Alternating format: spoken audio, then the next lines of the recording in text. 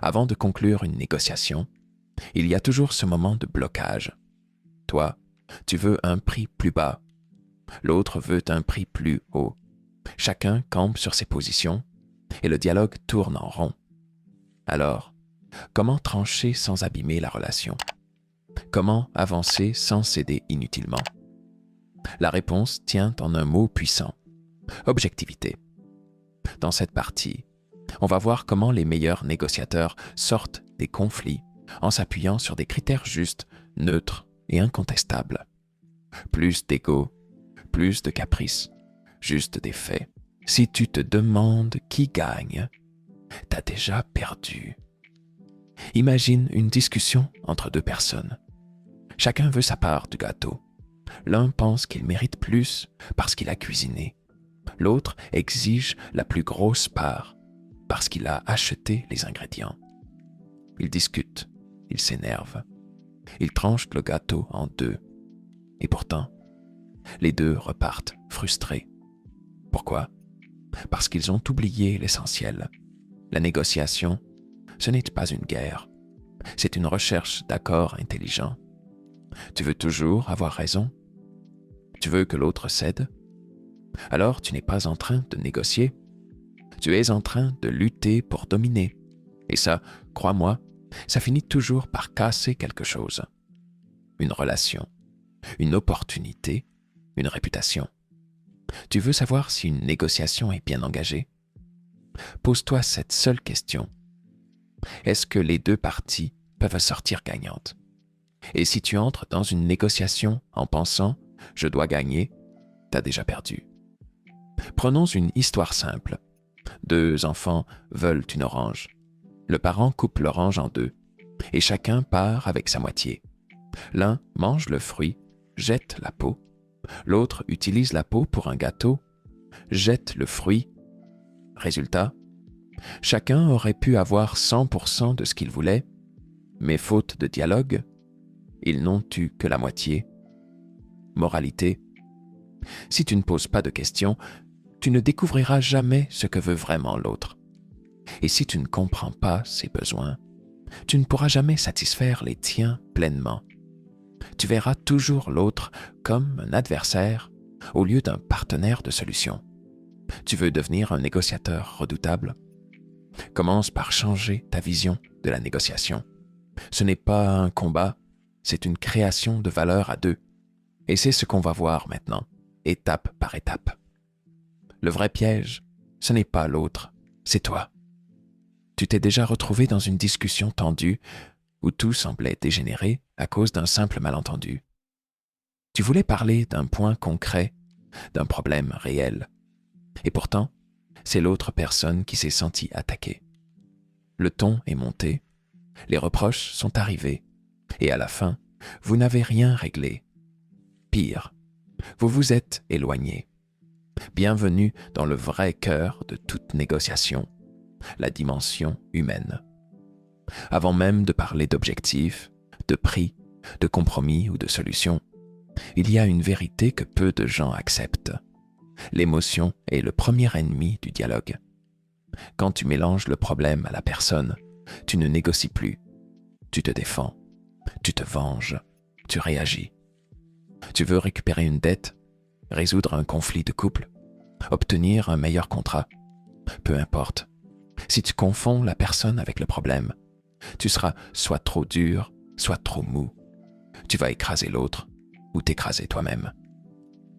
Les deux options sont des impasses. Voici ce que les plus grands négociateurs comprennent. Sois dur avec le problème, mais doux avec la personne. Ça veut dire quoi, concrètement? Ça veut dire séparer l'humain du dossier. Ne fais pas de l'autre un obstacle, même s'il te résiste. Ne le traite pas comme une menace, même s'il ne pense pas comme toi. Garde ta fermeté sur le fond, mais de la souplesse dans la forme. Imagine cette image mentale. Trace une ligne verticale. D'un côté, tu as la personne. De l'autre, tu as le problème. Ne les confonds jamais. Ton objectif n'est pas de vaincre l'autre, mais de vaincre le problème ensemble. Mais attention, Ce n'est pas une stratégie manipulatrice. C'est une posture, une discipline intérieure. Parce que la vérité, c'est que ce n'est pas toujours l'autre qui bloque la négociation.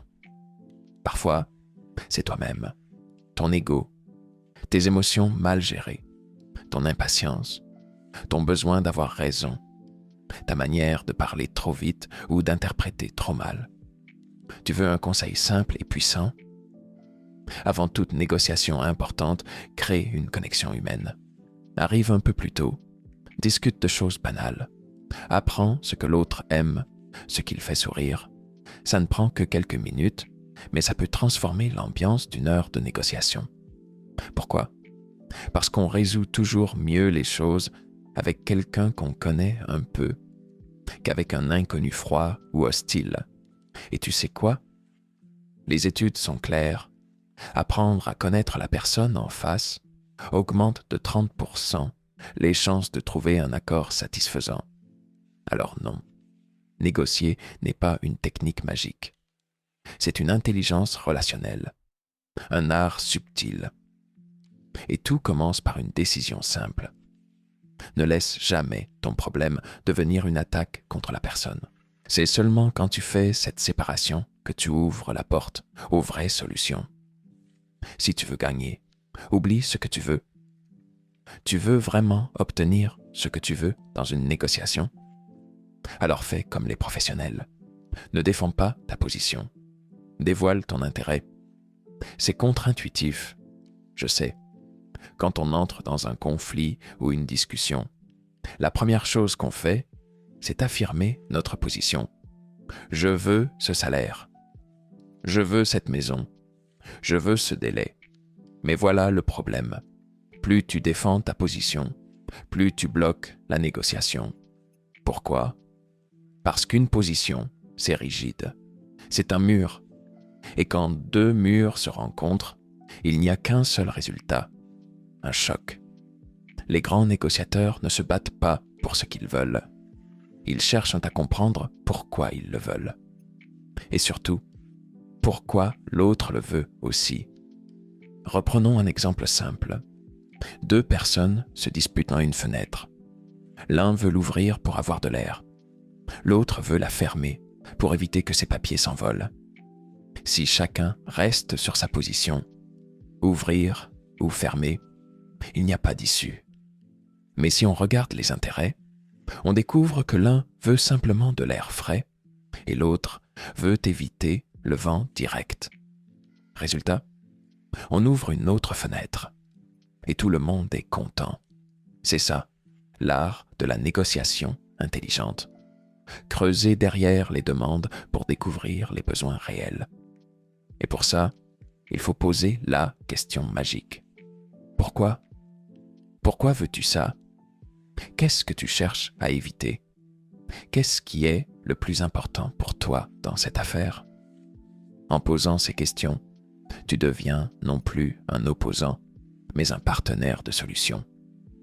Et surtout, tu ouvres la porte à des compromis créatifs, là où personne ne les voyait. Mais ce n'est pas tout. Tu dois aussi être capable de clarifier tes propres intérêts. Parce que parfois, toi-même, tu ne sais pas exactement pourquoi tu veux ce que tu veux. Tu veux une augmentation? Ok, mais c'est pourquoi? Avoir plus de reconnaissance, de liberté, de stabilité, de marge pour un projet perso? Chaque réponse implique une stratégie différente. Et pour t'aider, pose-toi cette question puissante. Si l'autre dit oui demain, qu'est-ce que je veux qu'il fasse exactement?